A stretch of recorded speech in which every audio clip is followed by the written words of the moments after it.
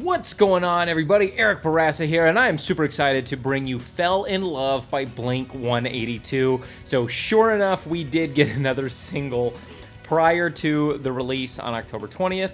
I had a feeling maybe we would, but I wasn't totally sure. Anyway, this is kind of a straight-ahead pop song. No distortion required for your guitar. We're in standard tuning, and it's a fairly simple song, but there are a few layers to it that add a little bit of complexity. So let's start with the basic chord progression. This is what I call the Blink-182 chord progression. It goes like this. All right, so we've got D5, A5, B5, and G5. All right, so that's 5th fret on the 5th string power chord, 5th fret on string 6 power chord, 7th fret string 6 power chord, 3rd fret string 6 power chord. Okay, so that's gonna be kind of the foundation for everything that's happening. So even when Tom is not playing those chords, Mark is playing the root notes of that bass line. And you can hear this chord progression in like 100 Blink-182 songs. So the intro is really cool. I don't believe Tom is actually playing this on guitar. I think this is like a piano or something similar, some kind of a keyboard with an effect on it. But check this out. This is cool.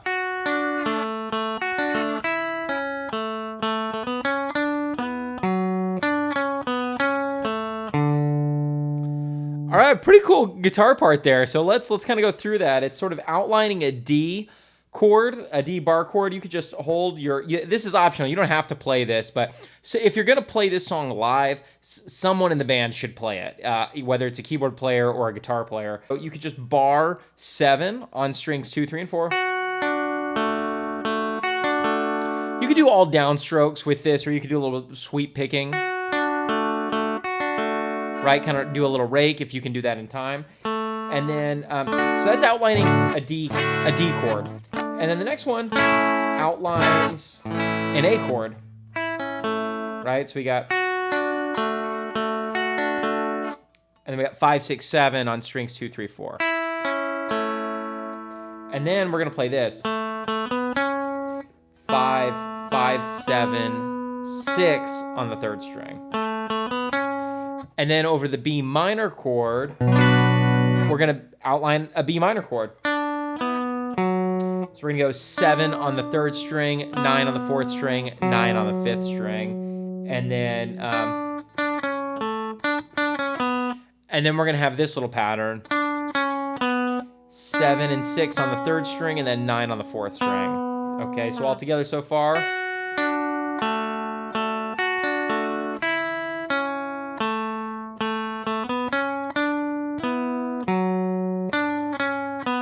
And then for our final chord over the G, we actually play a D major 7 arpeggio.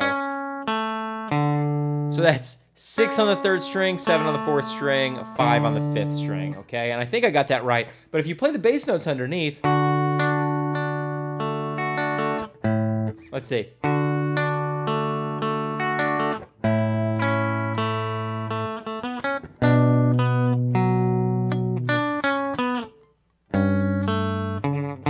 Right? Kind of a cool harmony there that's happening. Okay, and then we get into the verse. Over the verse, Tom is playing one of his signature octave moves.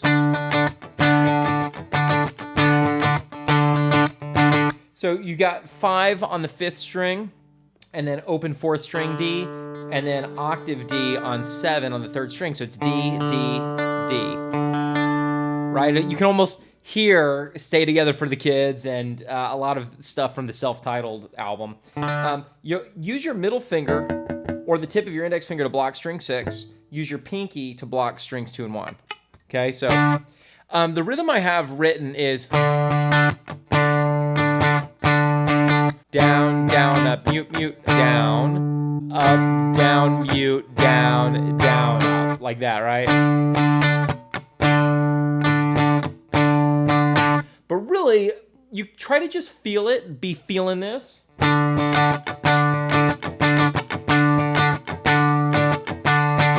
I don't even play it the same way every time, right? But this is what song is this from the self-titled album? Let me know in the comments below. There's a song from the self-titled record that's like,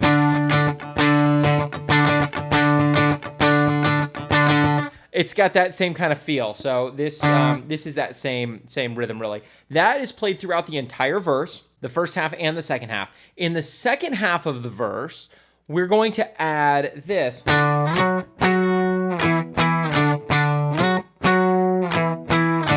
So just these octaves, D octave at the 5th fret, F sharp octave at 9, E octave at 7.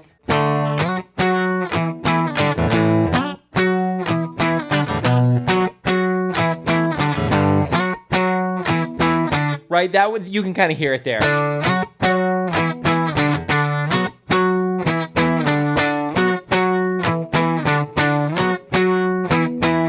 Kind of like that, except that 4th time through is where Mark does that crazy. But then the chorus, just standard power chords. D5,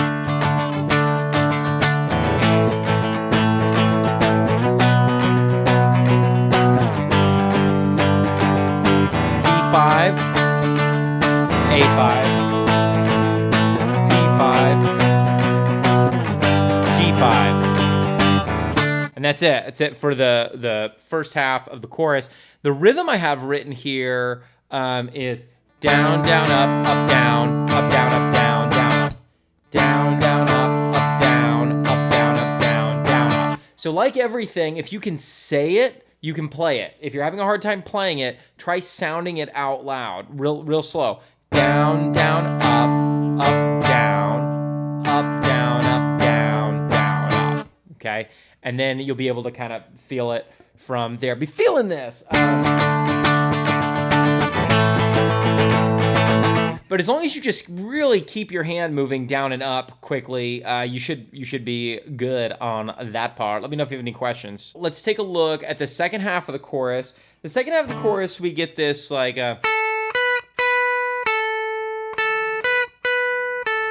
little line that comes in, or you could play it here.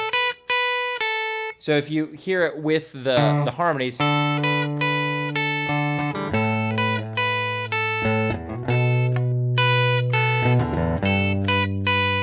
so it's just like an extra little texture that gets added, not a big deal. And there may even be a couple extra notes added. It might go, let's see.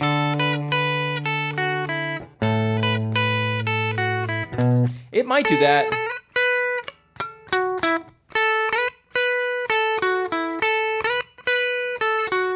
It's hard to tell exactly. What I would do is I would just play with it, and if you're playing live with a band or making your own recording, I would play with it because it blends so well into the mix. It's not that important exactly where you hit those notes. You have a little flexibility there. You know what I mean? It's not like this riff where everyone knows exactly how all the notes sound, and you got to play it exactly as written. It's more just of a texture, so you can play with it. Okay, then the post-chorus is real similar to the second half of the verse, which just goes...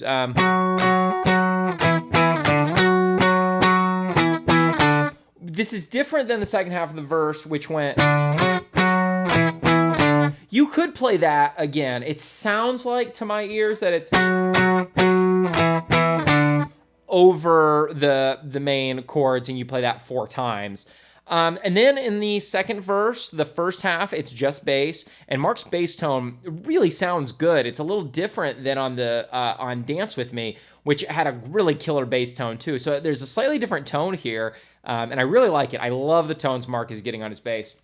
And then the second half of the second verse will be just like the first verse with those other 2 guitar parts. And then we have a second chorus, which is exactly like the first chorus. And then we have a short outro, which is kind of more of the same. So those are really all the parts to Fell in Love by Blink-182. You could also, if you were just going to play this acoustic, you could play just open chords, D, A, B minor, G.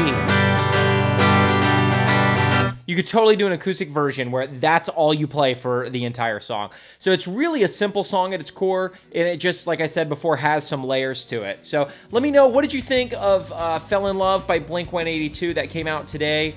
Their 5th single, probably their final single. Maybe they'll release another one the day before the album releases, or they'll highlight another track the day of the album release, or have another music video. But this is our 5th single. Next week, yeah, we've got the full album. I'd be curious to know what you think of this song in the comments below. I'm gonna keep my opinion to myself. Like and subscribe if you dig this, and you guys, I will see you in the next times.